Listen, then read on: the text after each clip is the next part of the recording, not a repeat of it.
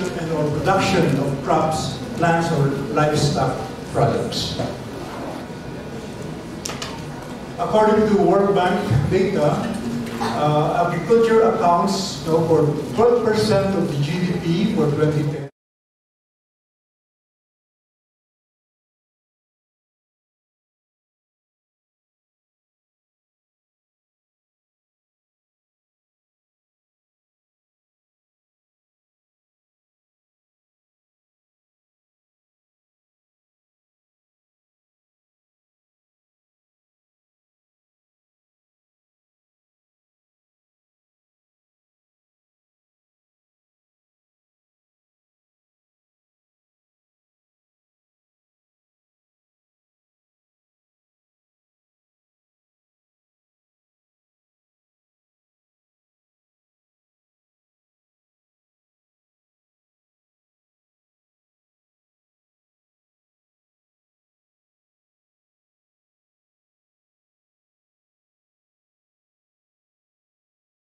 Products and for industrial purposes. So, technical and analytical in nature, students must be interested in natural and biological sciences. Ang notion kasi karamihan pag agriculture ay pang-farmers yan. Madumi yan. So, iba na po ang concept ng agriculture ngayon. High-tech na. Okay. The fields in agriculture are in agronomy, animal science.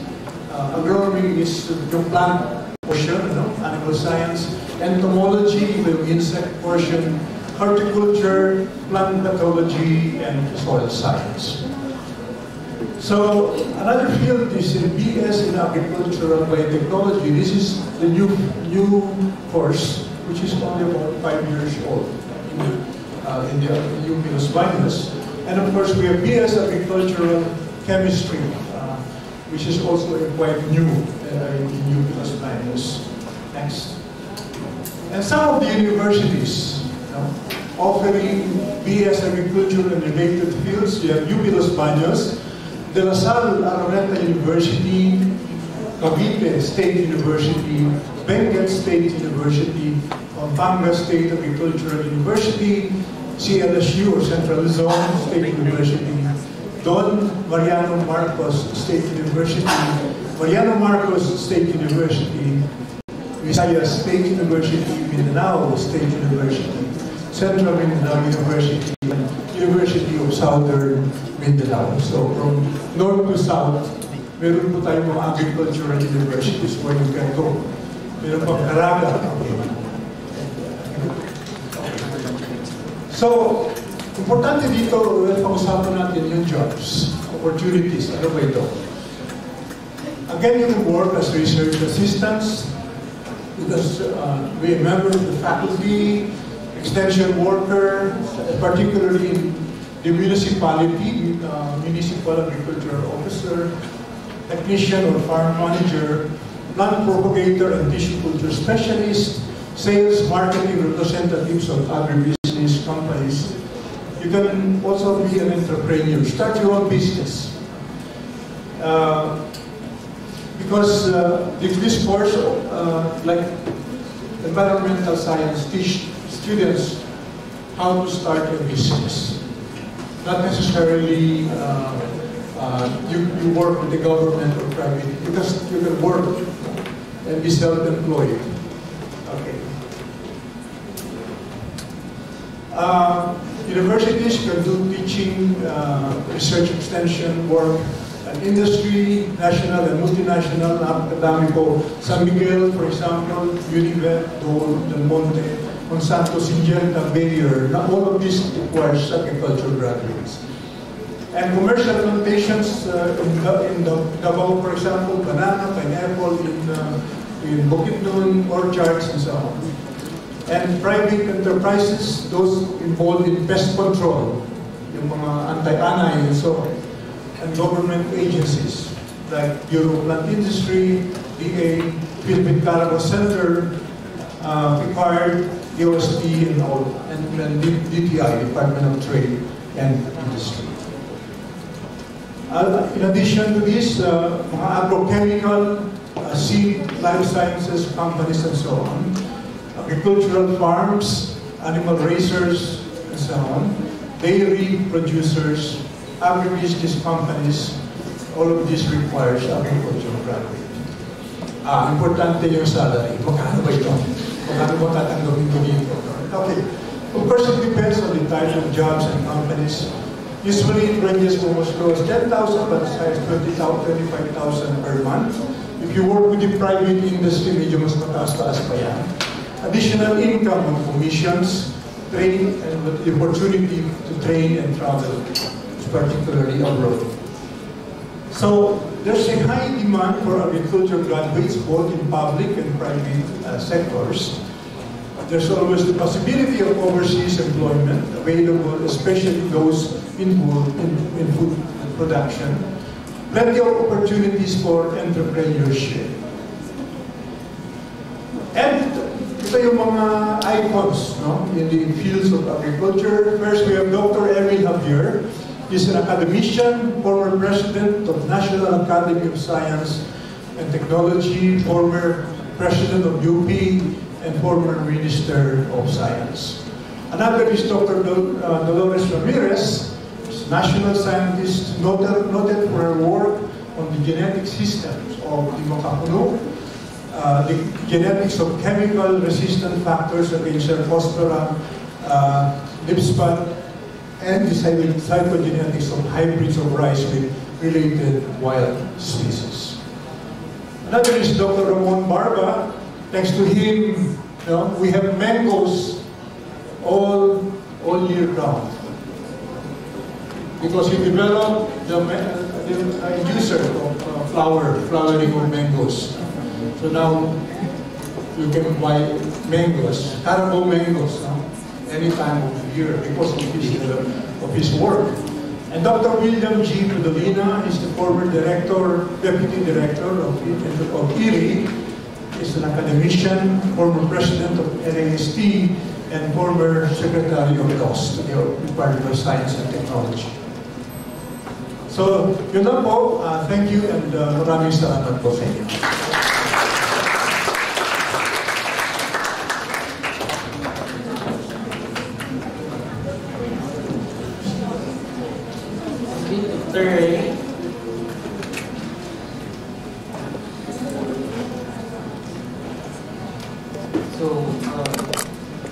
After the agricultural sciences, we have questions now.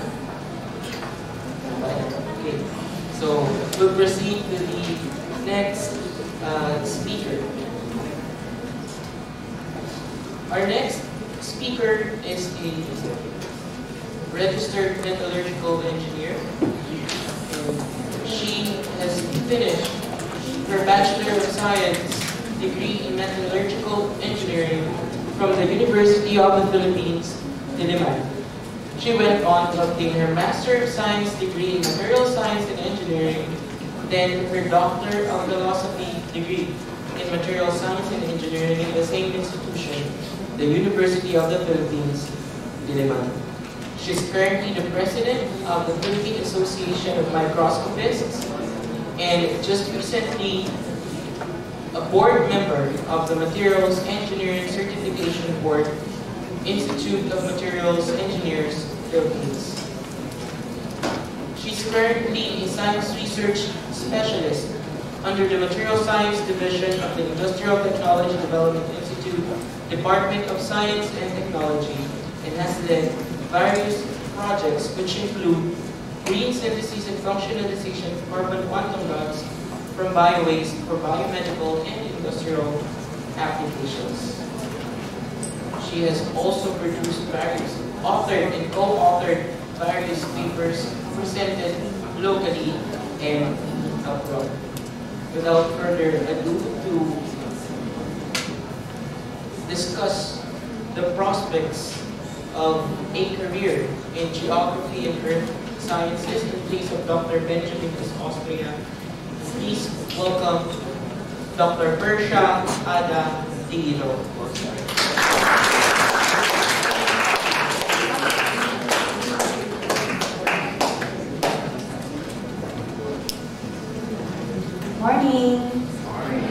Okay ba kayo? Gutom na? Konti na lang.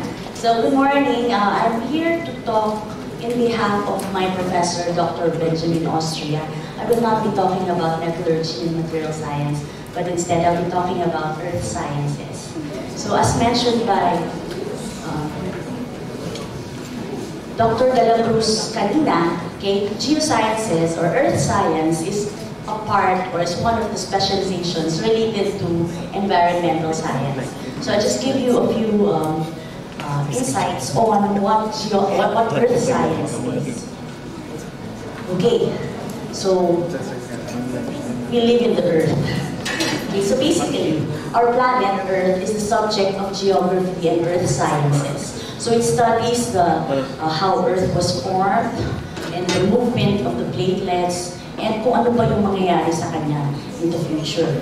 So the root word of geology or geography comes from the word Gaia, okay, which is the earth goddess of the Greeks.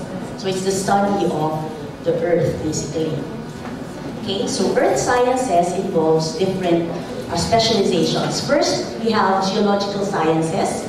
It involves geology, geophysics, geochemistry, and mineral economics. Okay, the next specialization is geography. Okay, it's the study of the Earth's surface, including people's response to topography, climate, soil, and vegetation.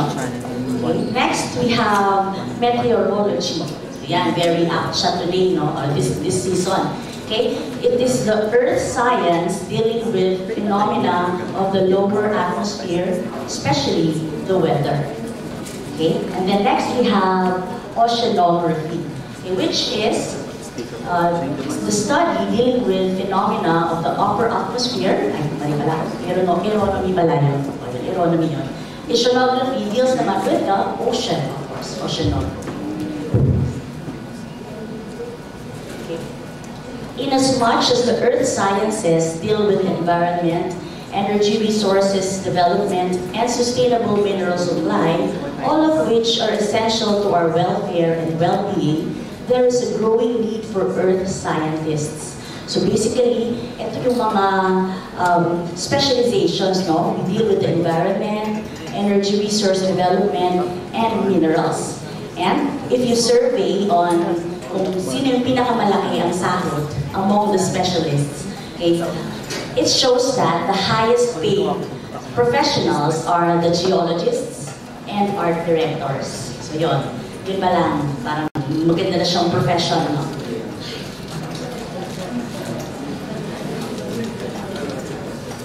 Okay, so these slides are similar to what Dr. De La Cruz has shown, no? So this here we see the environment. You see the ocean and then Bohol, chocolate hills in Bohol. Okay, so the Philippines, as we know, is in a geologically active zone. Okay, with volcanoes, it is prone to earthquakes as well as tsunamis. Okay, so alam natin yan kasi nasa Pacific Ring of Fire tayo. Kaya very active ang volcanoes ngayon lalo. So, yun. So geothermal energy is being produced from some of the volcanic areas in the Philippines. And as we know, palagi naman tayo binabagyo, so it is a path of typhoons. So these are some pictures of all the disasters that we have experienced in the past years. So yung kanina, that was Super Typhoon Yolanda. This is the ongoing flooding. This is Mount Pinatubo eruption. Okay, and then Bohol earthquake. Okay, so and then we have landslides. So ano ang relationship o anong relevance ng geology sa mga disasters na to, no? Geologists, they study the land.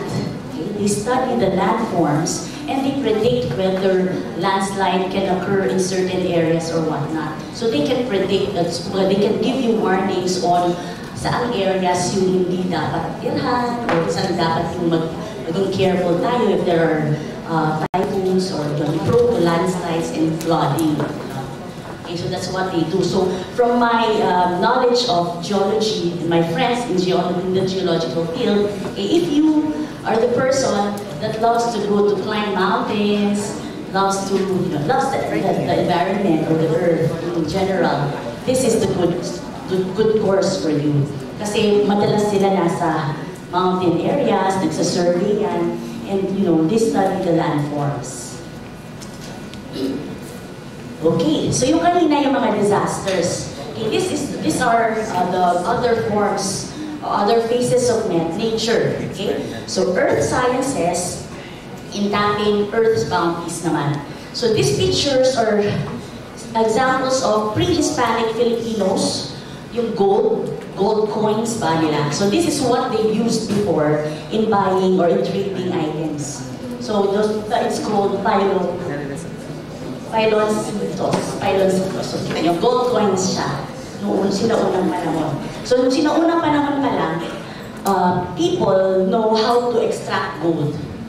Okay? So alam na nila how to locate kung saan pwedeng kumuha ng gold. Okay, so as Dr. De La Cruz also mentioned, the Philippines is a leader in geothermal energy. So, like I mentioned, we're in the Pacific Ring of Fire, so very active talaga yung geothermal, malaki ang geothermal source natin.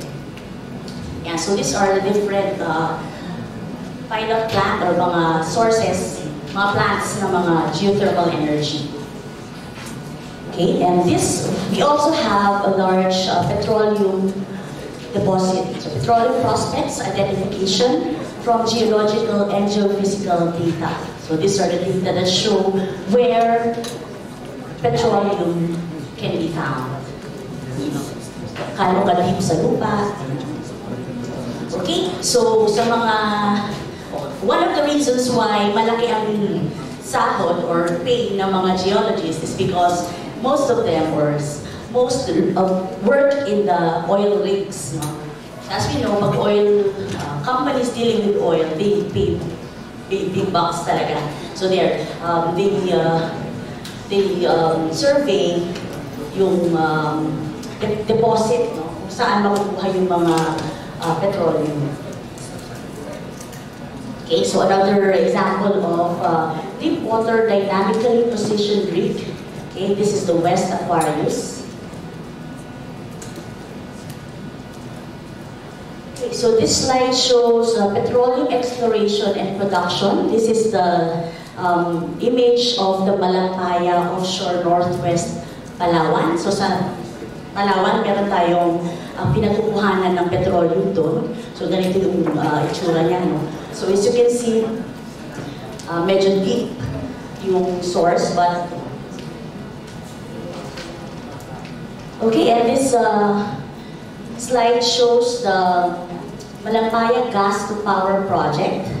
Okay, so we have the subsea manifold here, and then we have the gas dehydration or processing plant here, and then dating na sa planta ng Batangas ready for distribution. Okay, another aspect naman ng geology is before mining is done, ang unang nagtatrabaho talaga doon is the geologist. Because they are the ones that map the location of the ore. When I say ore, it's the lupa na rich in minerals na gusto natin i-extract. Okay, so the first that has a job in exploring the mines is the geologist or geosciences. Okay, so here, winning essential energy and mineral products. Dr. Austria is on. Just so you know, okay, she was my professor in college and in my PhD.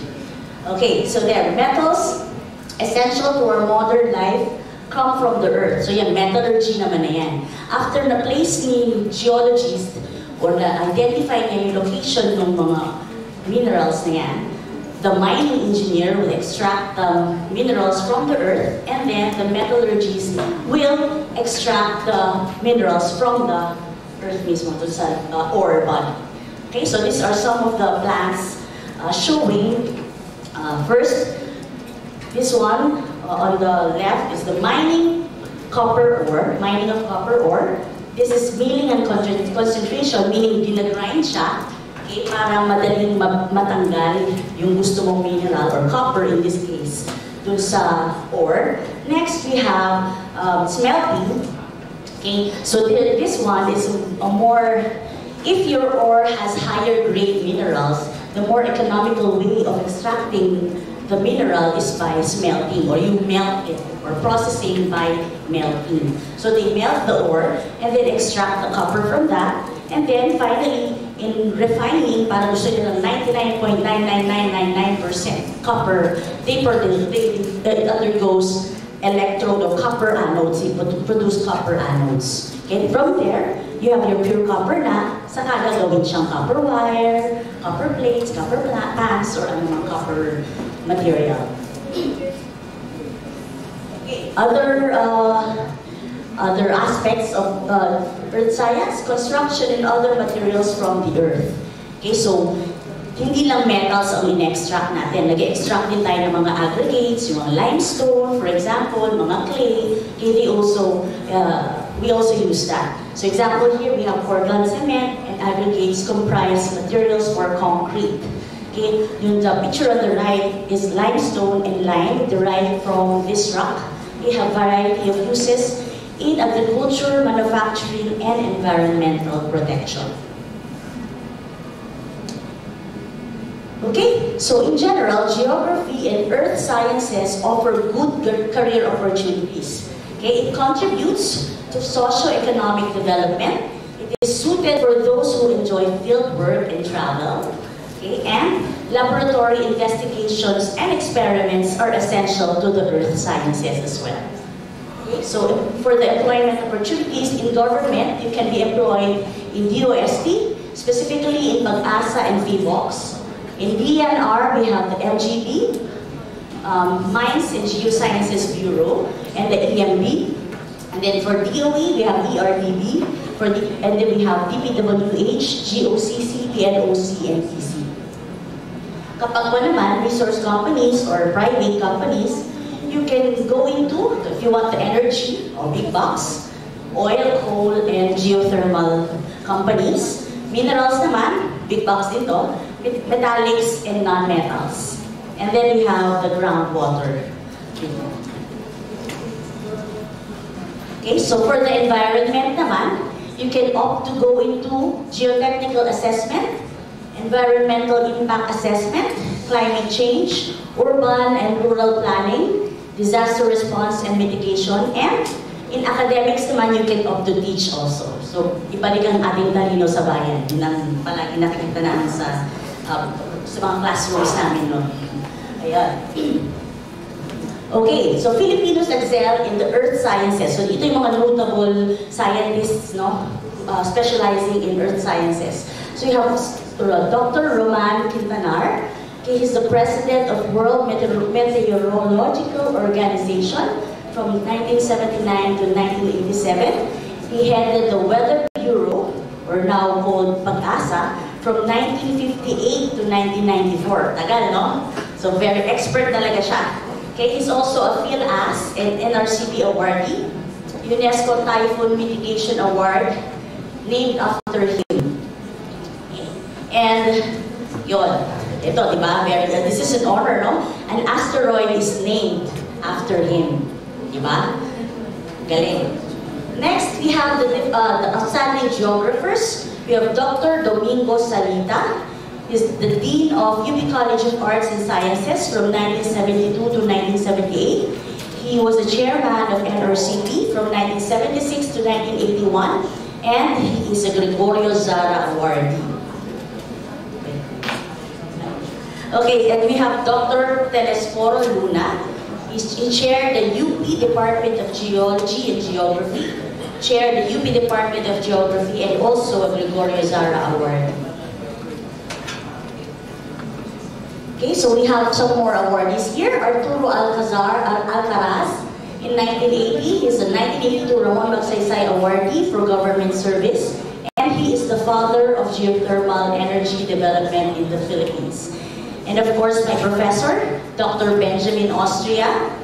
He is a UN Fellow in Ore Mineralogy, Fellow of Society of Economic Geologists, in 1989 Distinguished Geologist, Geological Society of the Philippines, and in 1992, he was awarded the Achievement Award in the Earth Sciences of NRC. Okay, dami. So diba, for the Gregorio Zara awardees, Ernesto Solido is a physicist, okay, outstanding Earth Science in NRCP, and in 1984, he was a Distinguished Geologist of Geological Society of the Philippines.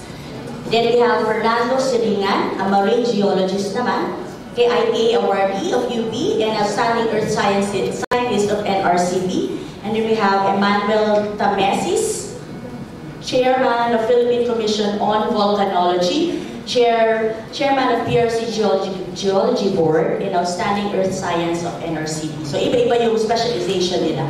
And then we have national, international awardees. Dr. Arthur Saldivar Sali is an engineering, geologist, geotechnical specialist, and 1978 TOIM awardee for science and technology. We have Dr. Alfredo Mahar Lagmay, director of Project NOAA. And then we have Dr. Carlo Arcilia, also a director of Philippine Nuclear Research Institute. So para sa mga babae naman, kasi puro lalaki yung pinakita kanina, girl power. Ayan, so we have Dr. Priscilla Militante Matias. She's a paleontologist, okay, director of National Institute of Geological Sciences.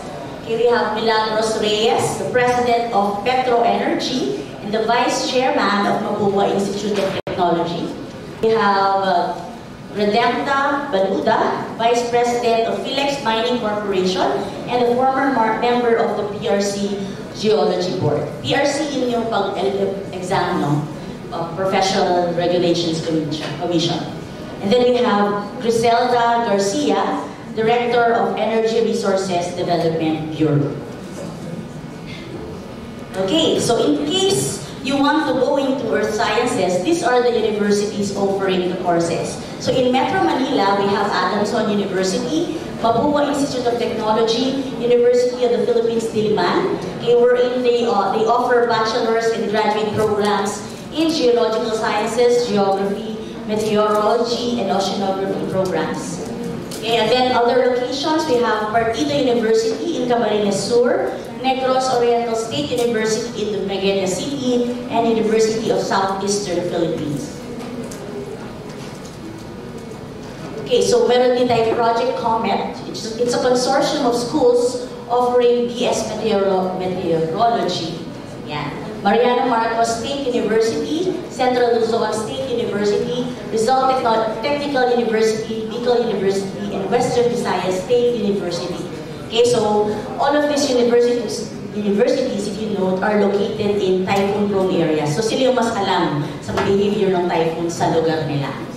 Okay, so that concludes my presentation. Thank you very much. Thank you, Dr. Bertrand.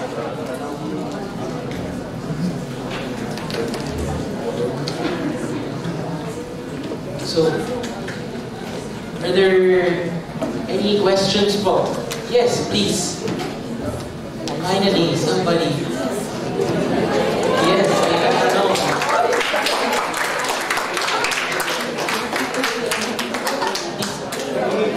Approach the mic in the middle. Sir, please say your name. Introduce. Sige, kunin mo yung mic. Yung Geothermal. I'm from Raman Pakistan.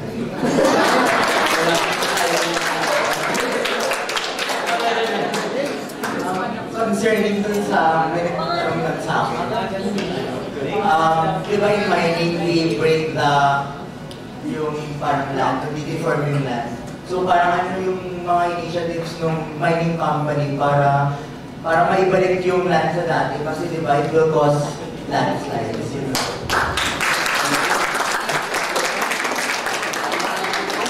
First all metallurgical engineer ako. Pero anyway, I'll answer that, no?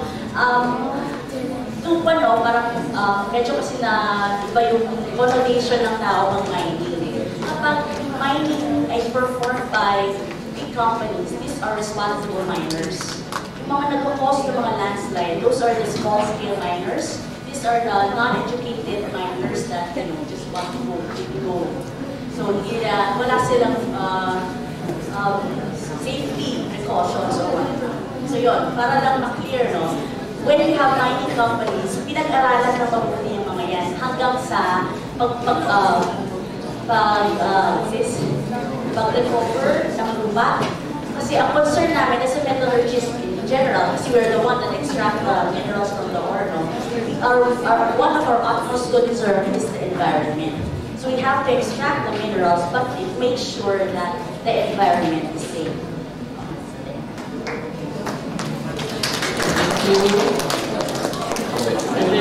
Any more questions? Yes, please.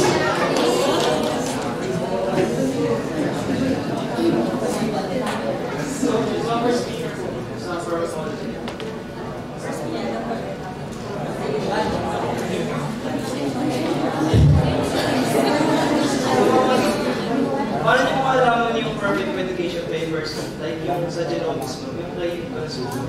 Paano po in-apply? Well, as I said, Nicholas Walker did not have a diagnosis. So in fact, we're using whole exome sequencing. When you do whole exome sequencing, you don't have any hypothesis what the gene that has a defect. We don't have any idea. So it's a what we call a fishing expedition. So when you do whole exome sequencing, you look at all the genes that are in the genome, the coding sequences. Alala nyo, yung genes are made up of introns and exons, right? So tinitingnan niya yung mga exons. And pag whole genome naman, looking at introns and exons. Right now, even in the practice of genetics, like that, I do see patients in clinic without any diagnosis. So we can do whole exome sequencing. And it systematically looks at all the coding sequences of the gene and it tries to look for the changes. So yes, changes in variations, in mutations. Now, what reference sequence is used? So meron ka ng patient's genome. Saan ba manggagaling ang genetic material mo? Saan galing? Kanino galing? Sa nanay at tatay mo, di ba? So, yes. Ang gagawing comparison will be the mother and the father. So, we usually do trios kung tawagin. And then, kung may change in the gene that's not present in the mom who's normal, a change in the gene that's not present in the father who is also normal. So, pwedeng recessive gene siya. So, which means just one copy of the gene is not working well. So, heterozygous. Yung parents, siya homozygous, na-inherit niya from the nanay, na-inherit sa tatay. So, they can look for the gene that's not working well and then treat it according to what they find. But of course, many of the genetic disorders wala pa talagang treatment. And that's why the encouragement for the young people is to be part of the search for the functions of genes so that we can develop novel treatment for diseases that have no treatment. So sana kayo makasali doon. Thank you for your question.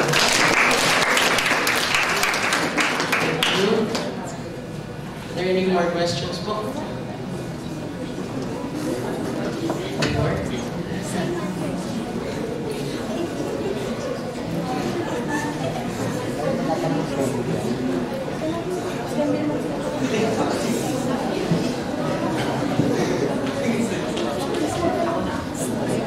Thank you for those questions.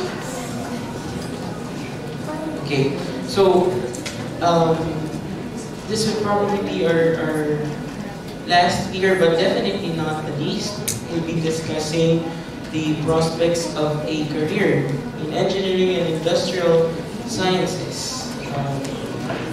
One of the fields of which I am involved in, the licensed chemical engineer as well. and this really interests me. He is a university fellow and a full professor then of the Mechanical Engineering Department and a former Executive Vice President of the De La Salle University. He is a past President of the National Research Council of the Philippines, past President of the Philippine American Academy of Science and Engineering.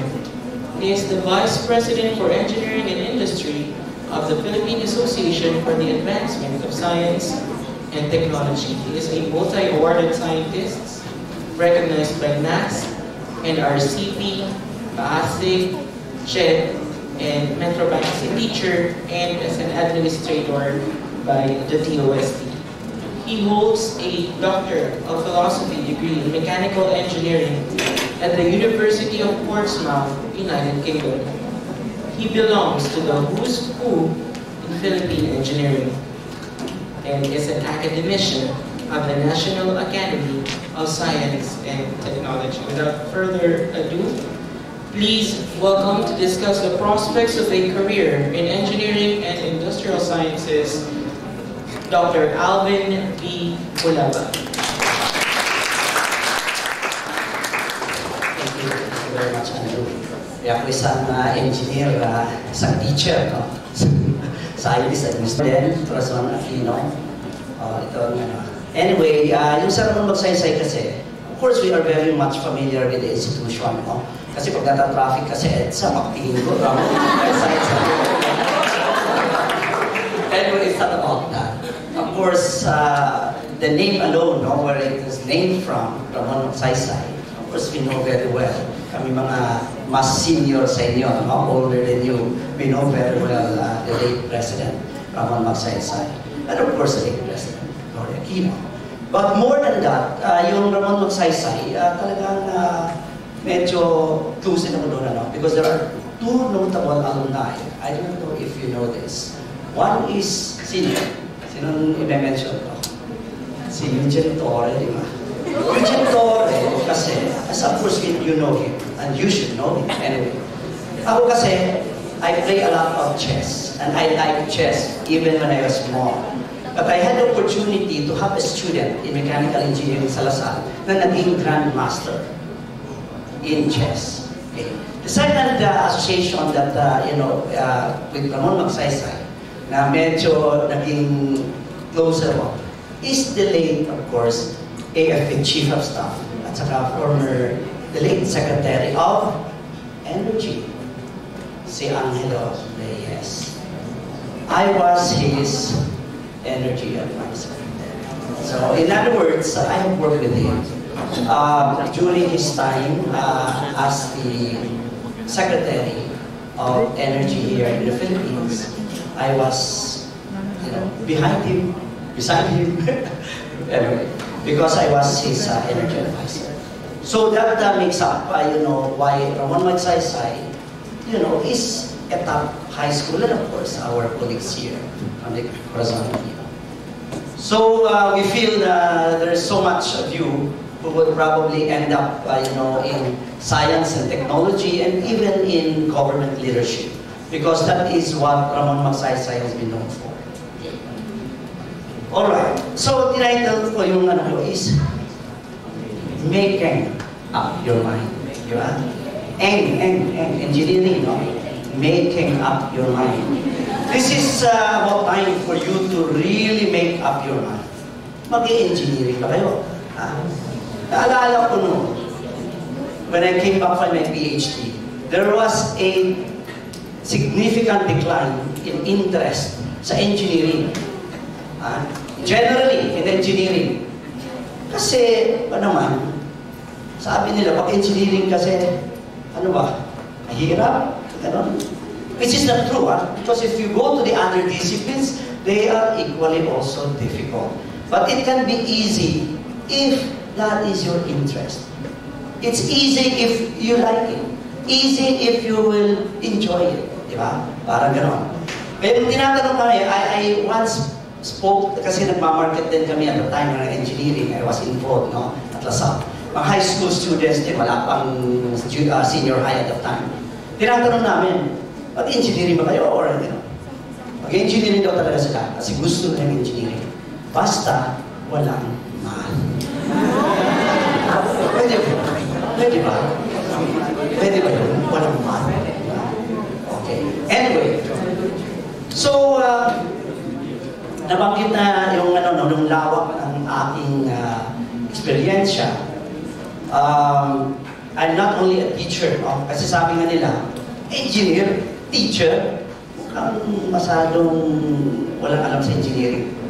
Of course, paano naman tayo makakaproduce ng mga engineers kung hindi dapat magagaling yung mga teachers, di ba? So, kailangan din ng may engineers na matuturo. But personally, I have also practiced engineering in real, work. I've been a consultant to over 150 companies here in the Philippines. So, talagang ma-apply mo talaga. It's so wide, engineering. Sige, next slide. Nung pumunta kayo dito, sabi ko nga parang pinagtagpo tayo ng panahon, no? Kasi nasuspend yung classes eh. Di ba? Kasi kung may klase pa naman, hindi dapat nasala-sala ko ngayon, natuturo. Baka kayo rin, dapat nandun kayo sa Cubao or saan ba yung eskwelahan nyo. Di ba? O hindi talaga tayo makikita dito dahil sa panahon na ito, kita-kita tayo. And I'm very happy and pleased that you're able to come. Ayaw talaga. O sige, never mind. Ayaw talaga daw, sabi ni Andrew. And that is the challenge of engineering. Look at this. We have the technology. Simple. It doesn't work. Di ba? Unfortunately, hindi naman ako nag-develop ng technology nito. I wish ako kasi para mapagawa, mapa-andar ko yun. Di ba? So, that is the challenge. Sige, let's skip na lang. When you came over here, no? You traveled by what? By bus, car, jeepney,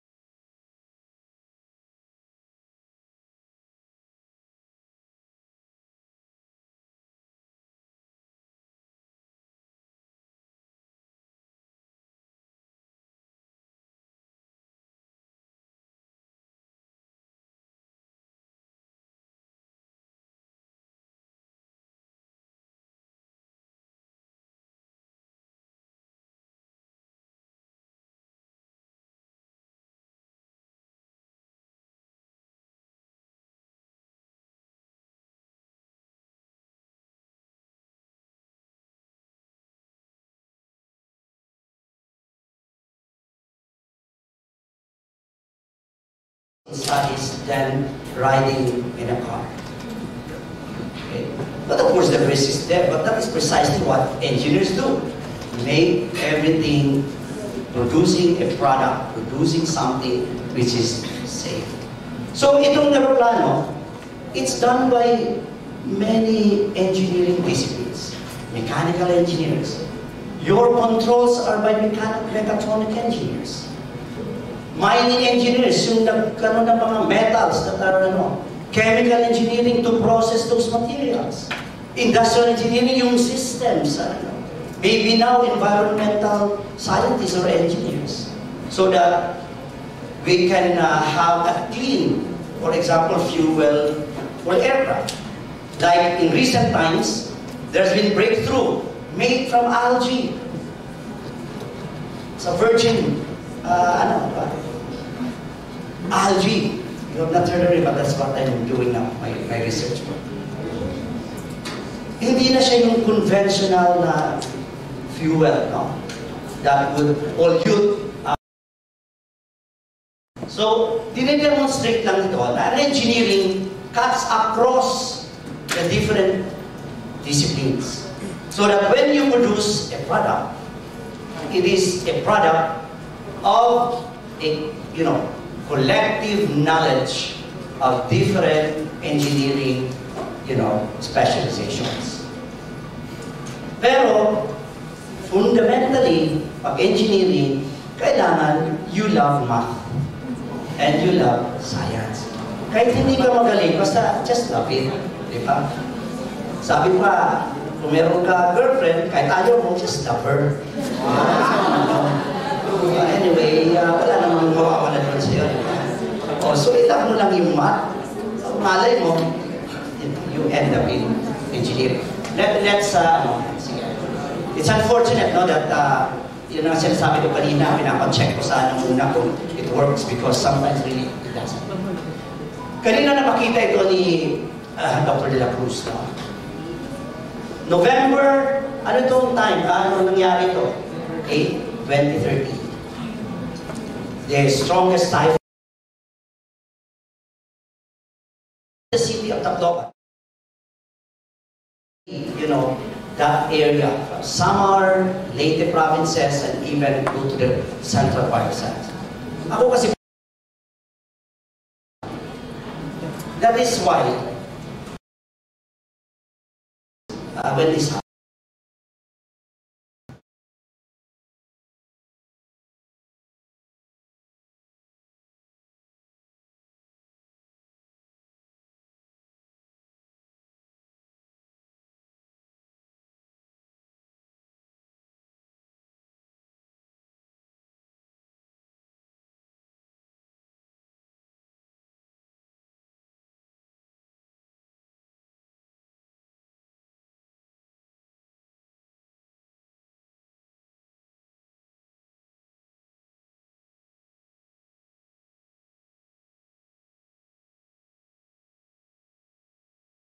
years, produce things that can destroy, That's why in technology, meron always ambivalence, no?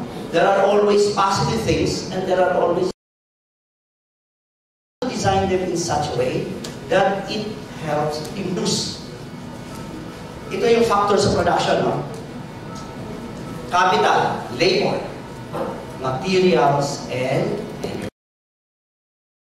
That goes to energy. If we do not give innovative designs, we will be losing our finite, much valued, resources. And of course, other problems which are global in nature, because problems like global warming, it is not only a local problem. Whether you are in Europe, in Africa, in the US, or anywhere here in Asia, it's the same problem that they experience. So don't ever think we are unfortunate. It's just that, we just have to make, our things better so that we can address these problems. Next slide, please. So from the previous slide to this slide, This is now work at Lovalis. If you look at the restoration of Yano, maraming engineers doon na nagtrabaho noon. How to get this back? Halos na ano itong church dito, yung Saturday Church. This, lahat, totally, nawala yung mga bahay, And you have to do that fairly quickly. Otherwise, more sufferings will come to the people. Engineers must do their job. Unfortunately, of course, there are good engineers, but there are also not so good engineers. That's the problem. Okay? But that is our job. Engineering. Pag mag-engineering kayo, yun ang trabaho natin. Make things work the soonest, So it's not like, unlike in science, no? In engineering, we make things happen. We develop things. Next slide, please. So our greatest challenge now that we are facing for engineers are these problems which are global but local also at the same time. It has been our greatest challenge, no? Because it has been already reported that our, carrying capacity here on the planet has already been exceeded. Kaya nga si Elon Musk, ine-explore na sa Mars eh. Malay mo, in few years time, we all end up seeing in Mars. By that time, baka engineers na rin kayo. Okay, so these are problems. Pollution, these are typical. And it is associated with environmental sciences, agricultural sciences, even medical because of the health impacts and human impacts. Okay? Next slide, please. So engineering, it is actually derived from a Latin word, ingenium. No? Latin word means cleverness. Okay? Engineer, to connive the device, That's why that's where engineering actually came from. But this is actually scientific, mathematical knowledge, principles and theory that you apply to innovation, design, etc. to produce something useful to the society. Okay. Next slide, please. So who are we, engineers? Engineers turn ideas into reality. You keep on thinking of an idea, you make it work, you are a making of an engineer. Okay? Usually, mga science ito? Yung mga sinisira yung gadget, di ba? Pag tinatanggal yung screw tapos hindi na maibalik kasi di na alam kung saan siya papalik. Sabi nila, ganun daw ang airline natin eh. Ginagawang OJT na pag natanggal ng isang intern, hindi na binabalik, kaya pala bumabagsak yung kasi ulam na yata ng screw. No, that's just it. Okay, we thrive on problems. That's why we like problems because that is what engineers thrive on. Pag walang problema, medyo nalulungkot tayo eh. Kaya sa mathematics, mahirap yung problema, di ba? Okay lang yun. Kasi ganoon talaga maging engineer eh. Kailangan ka talaga may problema, di ba? That's how we try to we develop methods, computational tools, engineering innovations. So innovations become central part of our lives, and of course, it serves as a foundation, yung engineers, for the greatest engineering achievement thus far. So many of the greatest achievement, that makes society and people, its quality of life better, are a product of engineering work. Next slide, please. However, meron din degrees of sophistication, So meron naman mga engineers na can go on the level of the workplace. Operation, maintenance, gano'n. So hindi ibig sabihin, mechanical engineer, mekaniko, pwede na rin, di ba? Ayos-ayos ng bahay, ng car. Kaya pag mechanical engineer, gaya kung tatanungin mo, pwede ba ayusin yung car ko? Hindi ako marunong yan. Marunong mag-drive, I can explain to you the thermodynamic yan, yun ang problema natin, di ba? Sometimes we become too academic and but there are really people who apply their knowledge at that level. Now, if we move up to another notch level, these are the people who would make design, optimization. That's what we do. Because I'm also a scientist at the same time, nagdi-design din ako ng products and systems. And I have also some patent applications. Sana mag-grant in the near future. Then, yung top ng the level ng hierarchy, ito na yung using knowledge. That is research and development. Kaya gusto namin, actually, hindi lang kayo mag-enter into science and technology courses, whatever it is. Sana mag-pursue pa kayo, no, to become a scientist or technologist in the future. So that ma-strengthen yung capacity natin ng Philippines. So, engineering the present generation, we have to be able to structure our education in such a way that we are able to manage and address the pressing and challenging problems that we are facing now. Kaya re-review natin kahit ngayon, yung K-12 natin, no? Talagang kami sa National Academy, pinomonitor, tinitingnan namin kung whether the curriculum now, no, will really be effective 4 years from now after you guys graduate in undergrad. Kasi ngayon, tinitest natin yung knowledge na itinuturo sa inyo sa senior high. Correct. Depende, of course, in this strand. Yeah, but whatever strand it is, still, we have to see whether they're effective or not. 4 years or 5 years from now, when you already finish your degree. Okay, next slide, please. And of course, society has also other 90% of the problem. 90% of the humanity are poor. So let us, make use of our talent, of our knowledge into helping the 90% of the problem. Okay, next slide, please. I want to mag-play hindi rin ito, no? Okay, sige, never mind. So, ako kasi I'm a researcher, no? I'm a scientist. I'm working on microbiology. So yan, before kasi, I started my career as sa conventional, hanggang renewable, hanggang next, fourth generation of materials, microbiology. I've been working on this for the last 10 years now, since I went to the US as a visiting professor. Sige, next slide please. Ngayon, yung recent namin, gagamitin sana namin ito to capture carbon dioxide. Because carbon dioxide enhances, the growth of microalgae. I don't have time to elaborate on this, but pursue science and engineering and we can discuss. Okay, next slide please. Yan, problems with our companies, power plants, cement plant, although ito yung major energy using industries. Next slide please. Hindi rin ito mag-work yata, Andrew, no? So never mind. Sige, it doesn't work. So, engineering is future.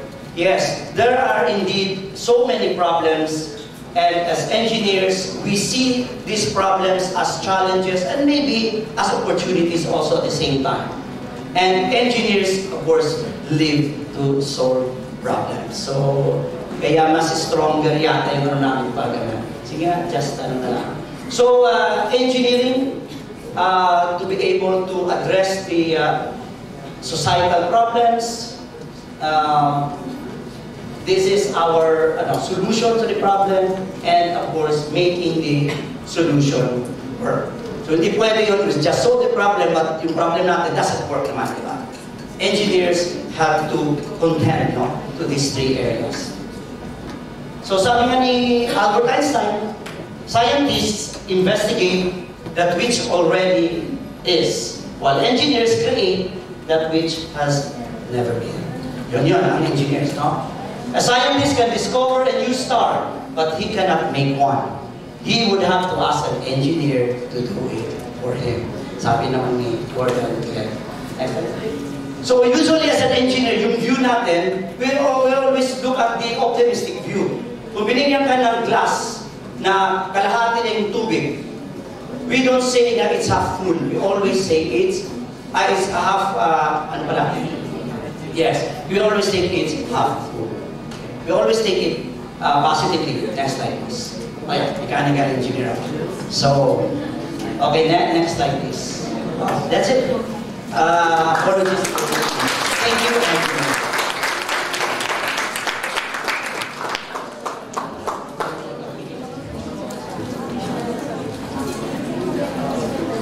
Thank you, Dr. Alvin. So, anybody want to ask? Yes, sir. Please introduce yourself and ask a question.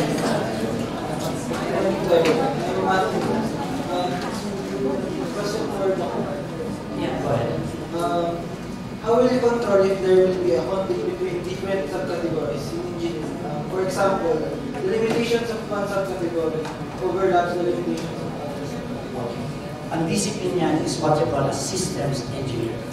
In systems engineering, you actually go down to the table by identifying the different aspects of the work. And certainly, there will always be, of course, differences. You always have to assess. Because when you solve, for example, a particular problem, like problem pollution, compromise, wala naman talagang one and one solution. For example, incineration. Binan natin yung incineration, di ba? Tayo lang yung meron law that bans burning.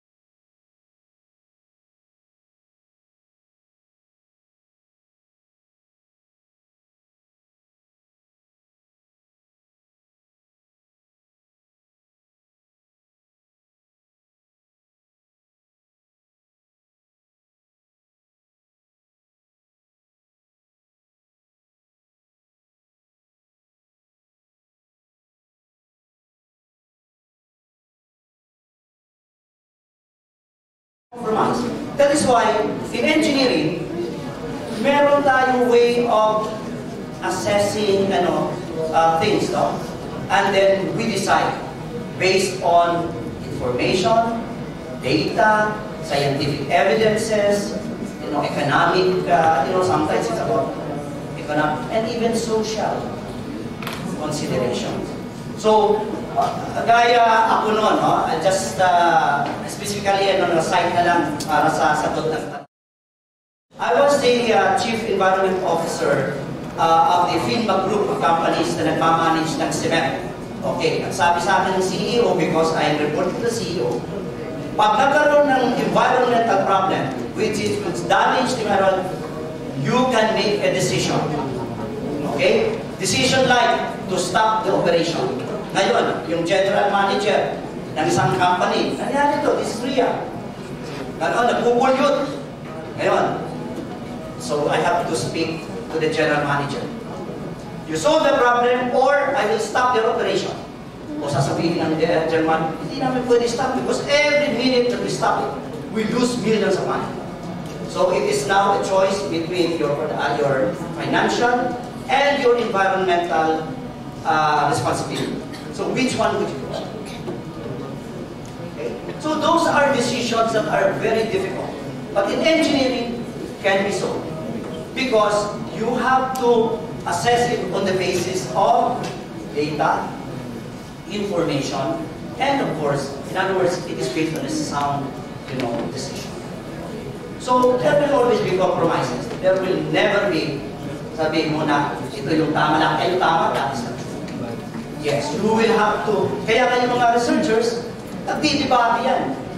You debate. Ganun ang mga scientists, we debate a lot. Because with but at the end of the day, which one will have to be decided, then that is the final. But at least the process of considering each of the alternatives, option, ganun talaga ginagawa ng engineering. When you design, Ang daming lahat kayo na may mga technical drawing or what, di ba? How many times do you have to do scratch the paper natin, no? Ang ideas? Several times, di ba? Hindi magandang idea, ba? So, pasok ng isang tao, mas magandang idea, sige, ito na naman. At the end of the, you have to make a decision. Na ito na yun. Otherwise, it will be endless. So it is something that, but there is a basis for it, and that is what engineering is all about. Okay? It's a field ng systems engineering does. Okay? Thank you.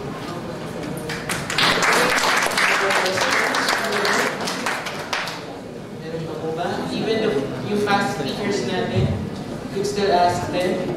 They're still here. Meron pa po ba?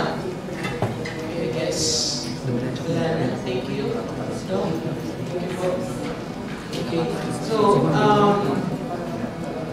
before we officially close this seminar, I'd like to formally will be serving lunch sa mga mesa din po. At yes, we'll be serving lunch. And to give us his parting message in this career planning section, may I call him the Executive Director of CHRD and President of Philippines, Dr. Jaime.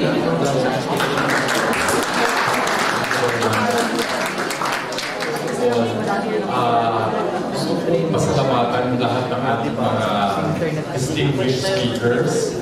So, palakpakan natin sila.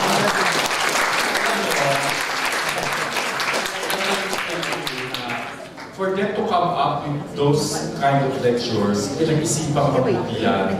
So don't even think na yan ay parang overnight na ginawa lang. Yan pinag-isipang mabuti. And not only that, it is their life's work.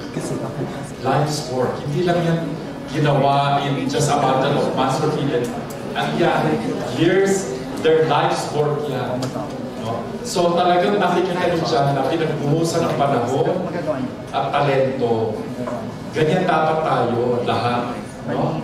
So, gusto ko rin pasalamatan ang nag-host ng meeting na to, not just yung Philippine Association for the Advancement of Science and Technology or PhilAS, pati ang DOST, Department of Science and Technology, at ang Science Education Institute. Palakpakan natin ang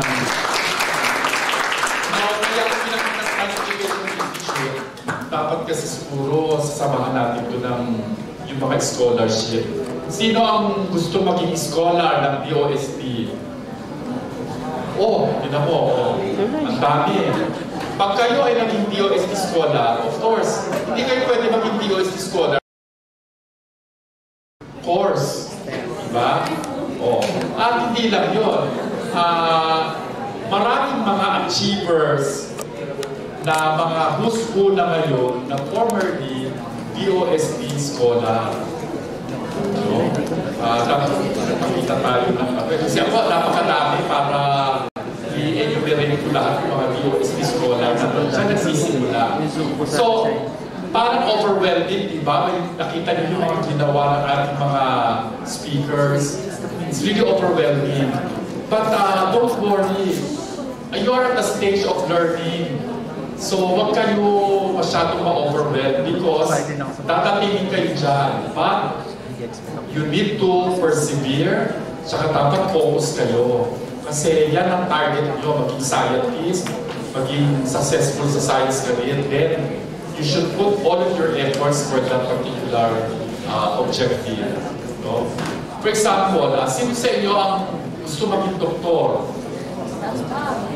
Medical doctor, medical doctor. Yan, nakakilami rin, no? Matagal na panahon ang kukukulin mo kapag medisina, katulad ko at saka si Dr. Choco de la Paz. Pero may mga scholarship na rin available.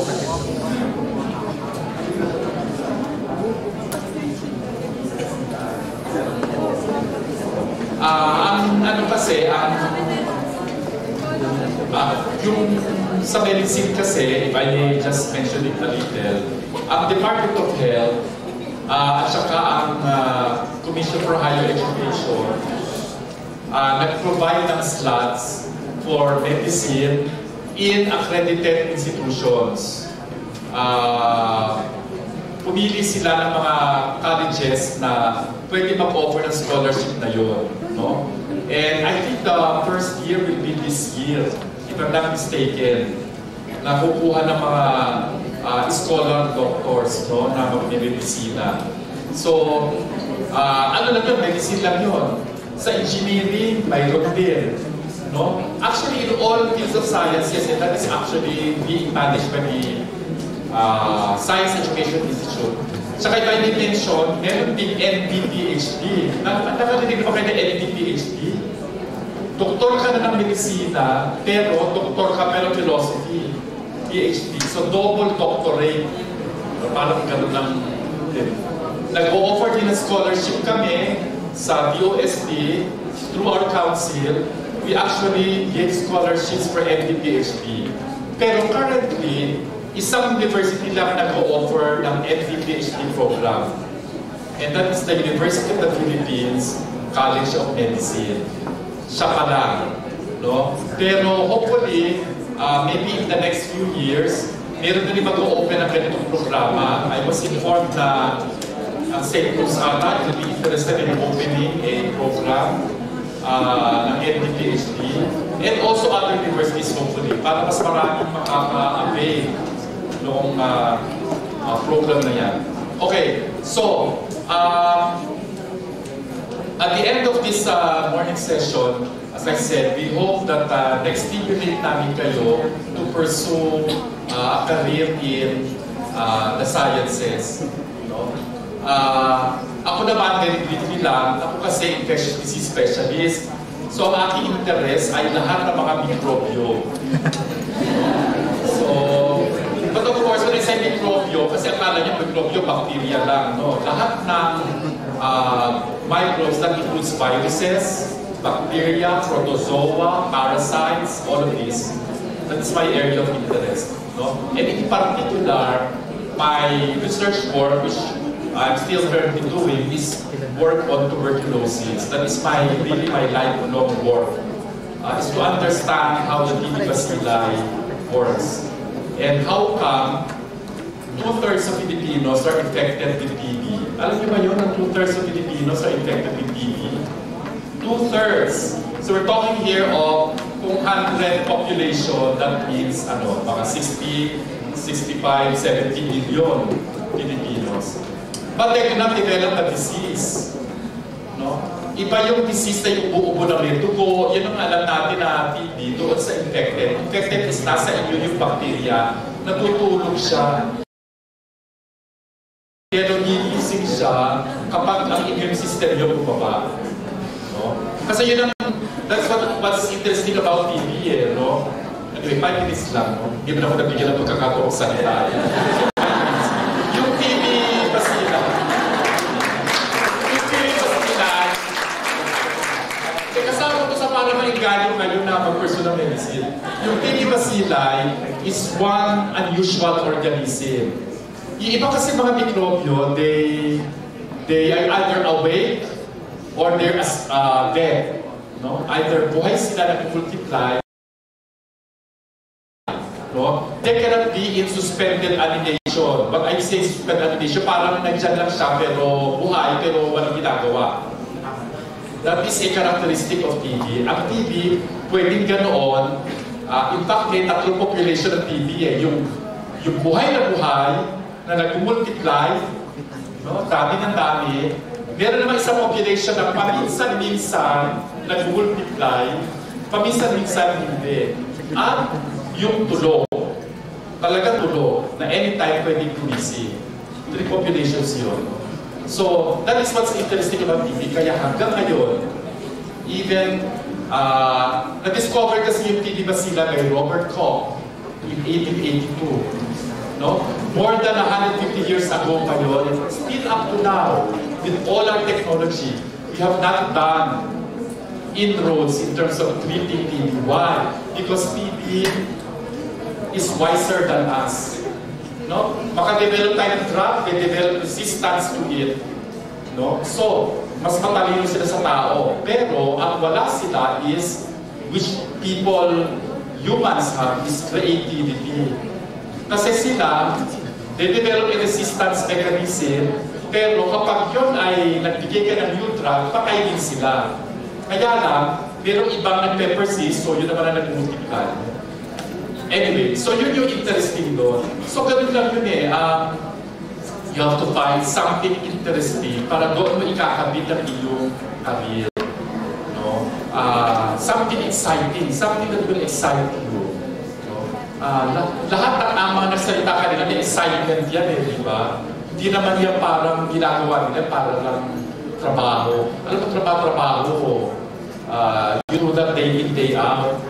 Sometimes you reach a point na you drag yourself to the office or you drag yourself to work. Why? Because it's no longer exciting. You know? Parang exciting na parang you look forward to a new day and say na, there must be something interesting I will find out today or tomorrow. Then, that drives you to continue on. Diba? And that is something that science will offer you. Yung excitement, the unknown, the potential of discovery, which you will not see in the non-sciences. Diba? Very predictable kasi hindi naman sa pag-aaral. Pero yung mga career, yung mga non-science-based, unpredictable. In other words, wala eh. Diba? Anyway, so, thank you, of course, to all of you. Alam ko naman nagpunta kayo dito dahil mukhang puno pa yung sa isipin o makasarado pa yung iba dyan. Okay lang yun. But I hope that it has worth your while attending this seminar. Okay? So, pinalista yung mga pangalan nila sa labas. Okay. So, anong mga year na kayo? 11. 10 and 11. So dapat in 1 or 2 years time, mag-a-apply na yan for a college course. Itatrack down namin kayo. Pag nakita ko kayo, nakuha kayo ng non-science course, mawi-withdraw ko yung application nyo. Sabihin, ay, nag-attend yan ng namin seminar. Sabi, kukuha na science, hindi kukuha na science, so papawiin yung... At pag nag-apply kayo ng scholarship, papawiin yun. Pero sabihin ko, just to tell you how important it is for you to pursue a science course. Uulitin ko lang nagsalita si President Duterte sa Davao. Kailan ba yung mali? July 6. Okay, nandun kami kasi Regional Science and Technology Week sa Davao. Anong sinabi ni President Duterte doon? For you to survive, you should innovate. If you do not innovate, you will perish. Diba sinabi ko kanina yan sa welcome remarks. So just bear in mind that you have to innovate. Innovation is a characteristic of the sciences. Kasi it's